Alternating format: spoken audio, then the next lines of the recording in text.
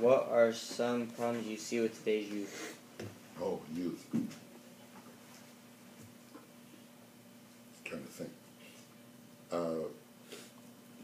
I think I would rephrase that question from my understanding. What keeps youth from fully fulfilling their abilities, their talents, their skills? And I think that concerns me more than anything. I see great promise in young people. And some have a better opportunity than others, and I wonder why. Why is that so? What's keeping young people from really achieving? Part of it is our educational system still doesn't know how to really educate all people. You know, there's a reason why the dropout rate from amongst racial and ethnic community is what it is.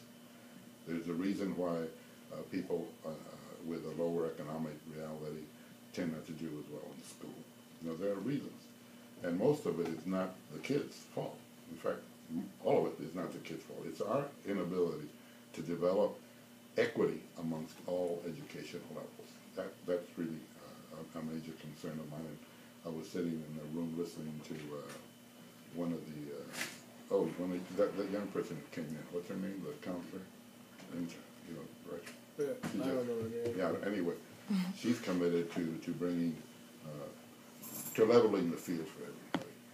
The other thing I'm committed to is that I think keeps you all from not you necessarily, but youth in general, is that the economic life of our city, of our state, of our nation still is not fair. So that many of our families have to suffer economic injustice.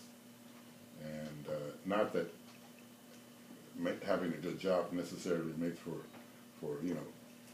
opportunity and all that, but at least it levels the field. So that's what I'm committed to. I'd like to see more opportunity for young people to get engaged in community.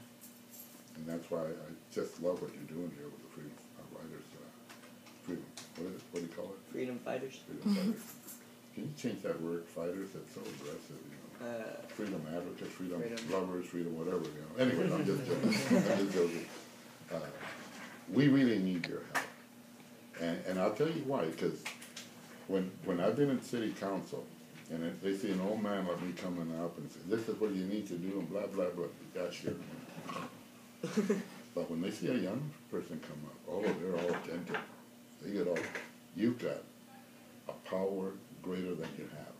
Because the perception of youth speaking is powerful. They want to be seen as people who are responsive to young people. That's what they want the community to think. So take advantage of it. You know, I told you, oh no, my challenge to you in terms of your action for next spring is to, out of all this information, determine, wow, there's some things still not kosher here in Portland. You know, we need to address that. Develop a strategy. Go before city council and say, this is what the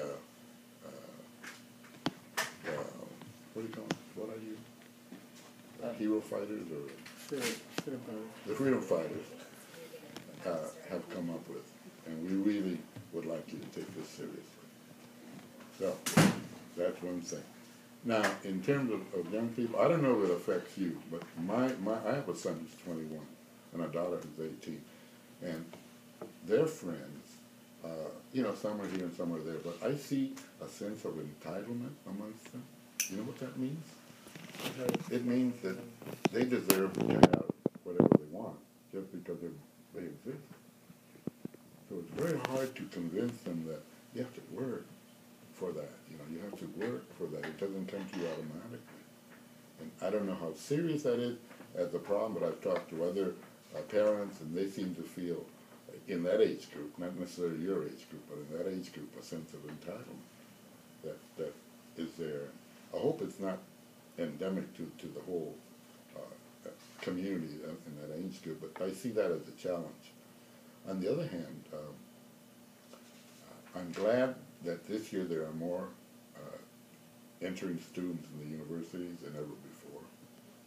And not that university training is the answer to life success, but it simply is a way that many young people can take.